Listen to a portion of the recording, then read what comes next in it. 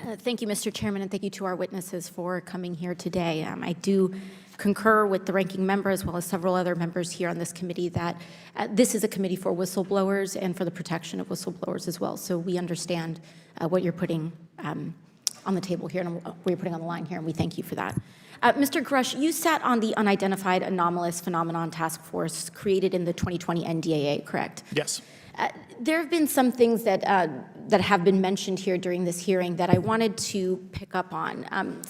Mr. Graves, you mentioned specifically during the answers to one of your questions, you named Boeing contractors being engaged in an incident regarding this red cube about a football field wide. I was wondering if you could speak a little bit about the interaction, or Mr. Grusch, either of you, the interactions between defense contractor companies and any UAP-related programs or activities.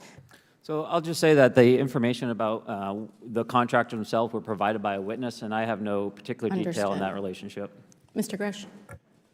The kind of general unclassed wave tops, certainly the contractors, are the metal benders, so to speak, they're the ones actually doing specific performance on government contracts. Are they required to issue any disclosure regarding UAP sightings, or do they engage in any reporting around this? In terms of the contractors, yes. Not that I'm aware of. They do not. Okay. Now, when it comes to notification that you had mentioned about IRAD programs, we have seen defense contractors abuse their contracts before through this committee. I have seen it personally, and I have also seen the notification requirements to Congress abused. I am wondering, one of the loopholes that we see in the law is that there is, at least from my vantage point, is that depending on what we're seeing, is that there are no actual definitions or requirements for notification. What methods of notification did you observe? Like when they say they notified Congress, how did they do that? Do you have insight into that? For certain IRAD activities, I can only think of ones conventional in nature.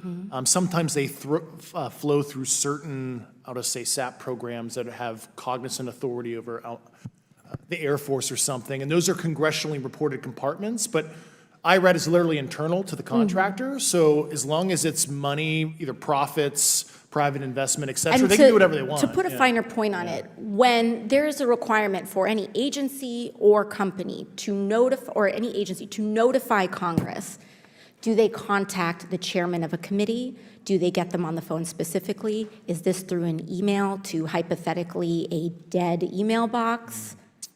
A lot of it comes through what they call the PPR, Periodic Program Review process, if it's a SAP or Controlled Access Program Equity, and then those go to the specific committees, whether it be the SAS, Okay. CASC, HISI. Thank you.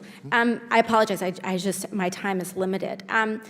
Mr. Graves, one of your main concerns is that the FAA currently does not have an official process to receive reports of UAP from pilots or others, correct?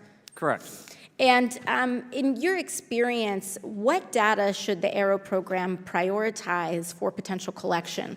We have, location, date, time, but are there other specific characteristics that should be included in these reports? Certainly. I think that there's two categories that would be important. One would be kinematics and understanding the specifics of how the vehicle or objects are moving.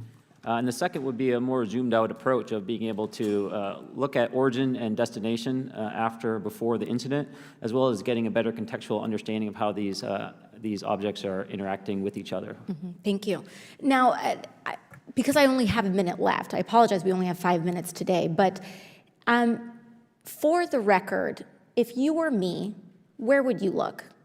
Titles, programs, departments, regions, if you could just name anything. And I put that as an open question to the three of you. I'd be happy to give you that in a closed environment. I can tell you specifically. Thank you. Commander Fravor? I would say, and I've told people that you have to know where to look. They're not going to divulge it to you because of the classification levels. But if you know where to look and who to talk to, which is exactly what Mr. Grusch can point you, then you have them. Okay. Mr. Graves? I was an operator, so I was depending on folks like Mr. Grusch to do that homework. Okay. Thank you very much. I yield back to the chair.